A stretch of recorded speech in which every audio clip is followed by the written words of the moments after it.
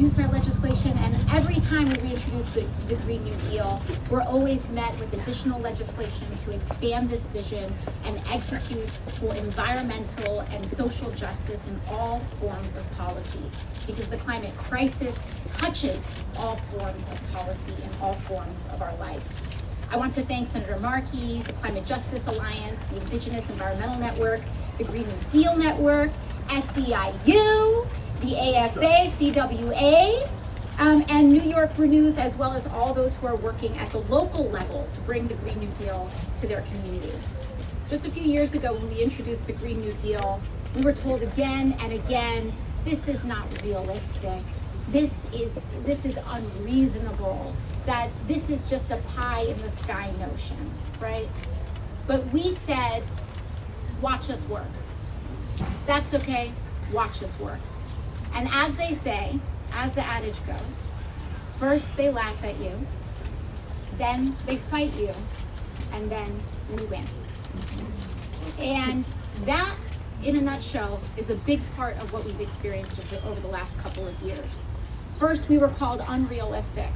Then, when it came time to the bipartisan infrastructure law and the Inflation Reduction Act, we started to fight. We said we are not going to take crumbs, and we're not going to settle for that we need bold, big climate action, and we need it now. And that fight resulted in the largest piece of climate legislation in American history. Right. In American history. That is because of the coalitions built that are not just supporting the Green New Deal, but supporting all climate action across a broad progressive spectrum. This coalition of grassroots people and everyday people deciding to make this a political priority is why we are getting the results that we're getting today. We said, watch us work. And we didn't stop with the Inflation Reduction Act. We decided to exploit and use every single avenue possible to make this vision a reality. What we saw was over 60 community project funds, over, I believe, $100 million, where we decided to organize, and members of Congress deployed community project funds to create over 60 Green New Deal projects launching nationwide, starting just 1 or 2 years ago. This vision is becoming a reality. Watch us win. We have started to win. Together, we've introduced the Green New Deal for cities, the Green New Deal for public schools, and the Green New Deal for public housing, just to name a few. We have highlighted important issues ranging from education to renewable agriculture to show that a better way is possible.